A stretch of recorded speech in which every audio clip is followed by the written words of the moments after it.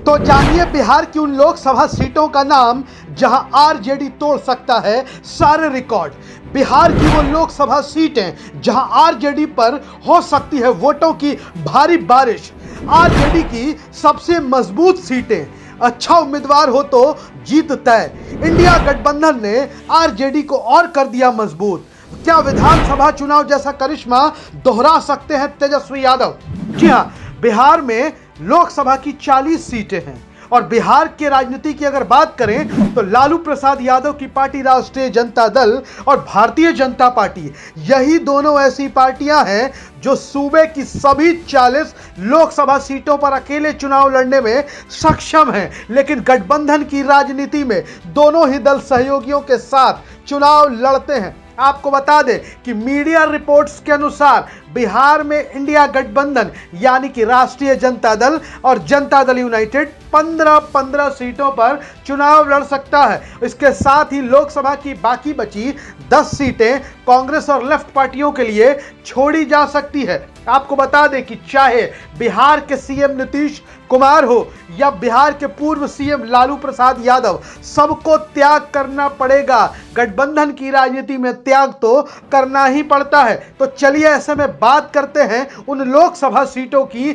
जहां गठबंधन के बावजूद भी राष्ट्रीय जनता दल वोट हासिल करने का रिकॉर्ड बना सकती है। जहां पर लालू प्रसाद यादव की पार्टी आरजेडी, तेजस्वी यादव की पार्टी आरजेडी पर वोटों की बारिश हो सकती है। और वैसे कुछ सीटों का नाम हम आपके बीच रखने जा रहे हैं। इस सूची में सबसे पहला नाम है जहानाबाद लोकसभा क्षेत्र। जी हां, मात्र 1700 वोटों से जहानाबाद लोकसभा सीट पर 2019 के लोकसभा चुनाव में आरजेडी के उम्मीदवार सुरेंद्र प्रसाद यादव की हार हुई थी और यहां से जनता दल यूनाइटेड के उम्मीदवार चंदेश्वर चंद्रवंशी एनडीए उम्मीदवार के तौर पर जीतने में कामयाब हुए थे। और बदली हुई परिस्थितियों की बात कर लें तो अगर अब ये सीट इंडिया गठबंधन के तहत जहानाबाद सीट अगर आरजेडी को मिलती है तो विपक्षी उम्मीदवार आरजेडी के आगे धराशायी हो सकते हैं। जहानाबाद सीट पर आरजेडी की शानदार जीत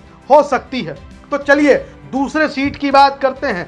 दूसरी सीट है पाटलिपुत्रा लोकसभा सीट। जी हां, बिहार की चर्चित सीटों में से एक है पाटलिपुत्रा लोकसभा सीट, जहां से भारतीय जनता पार्टी के उम्मीदवार रामकृपाल यादव ने 2014 के लोकसभा चुनाव में या 2019 के लोकसभा चुनाव में आरजेडी के उम्मीदवार मीसा भारती को कड़े मुकाबले में चुनाव हरवाया था। हालांकि आपको बता दें कि 2019 में मीसा भारती लगभग 38,000 वोटों से चुनाव हारी थी। अब आपके साथ बता दें कि पाटलिपुत्रा लोकसभा सीट पर बड़ी संख्या में लेफ्ट पार्टियों के कैडर हैं और ऐसे में अगर आरजेडी किसी लोकल उम्मीदवार को पाटलिपुत्रा सीट से उतारती है तो पाटलिपुत्रा सीट बीजेपी के हाथों से फिसल सकती है और भारी वोटों के अंतर से आरजेडी की सीट पर जीत हो सकती है।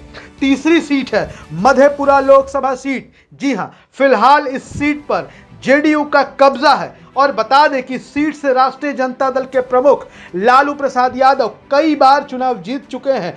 बात करें पूर्व सांसद पप्पू यादव की तो पप्पू यादव भी कई बार यहां से संसद पहुंच चुके हैं। इस बार इंडिया गठबंधन के तहत अगर सीट शेयरिंग में यह सीट राष्ट्रीय जनता दल के खाते में जाती है तो मधेपुरा लोकसभा सीट से भारी मतों से आरजेडी की जीत तय है। चौथी सीट है सारण लोकसभा की सीट।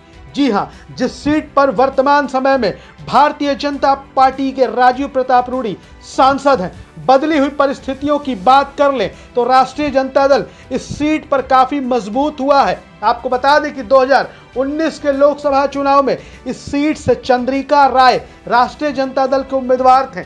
आपसी घमासान और अंदरूनी खींचतान की वजह से यह सीट आरजेडी को गंवानी पड़ी थी। लेकिन अब परिस्थितियां ऐसी नहीं है। सारण लोकसभा सीट पर जहां भारतीय जनता पार्टी में काफी अंदरूनी खींचतान है, वहीं राष्ट्रीय जनता दल इंडिया गठबंधन के बाद इस सीट पर काफी मजबूत हुआ है। और अगर ऐसे में राष्ट्रीय जनता दल इस सीट से किसी मजबूत उम्मीदवार को मैदान में उतारती है तो उन पर वोटों की भारी बारिश हो सकती है और बड़े मार्जिन से सारण लोकसभा सीट आरजेडी जीत सकती है। आपको बता दें कि अगर आरजेडी सारण लोकसभा सीट से चुनाव जीतती है तो यह भारतीय जनता पार्टी के लिए बड़े झटके की तरह होगा, क्योंकि राजीव प्रताप रूडी भारतीय जनता पार्टी के कद्दावर नेता माने जाते हैं। वहीं अगर पाटलिपुत्रा लोकसभा सीट पर भी रामकृपाल यादव वर्तमान में सांसद हैं और रामकृपाल यादव कई बार आरजेडी के उम्मीदवारों को, खास तौर पर मीसा भारती को ही यहां पर हरा चुके हैं, और अगर ऐसे में पाटलिपुत्रा लोकसभा सीट पर भी कोई क्षेत्रीय उम्मीदवार राष्ट्रीय जनता दल की ओर से आता है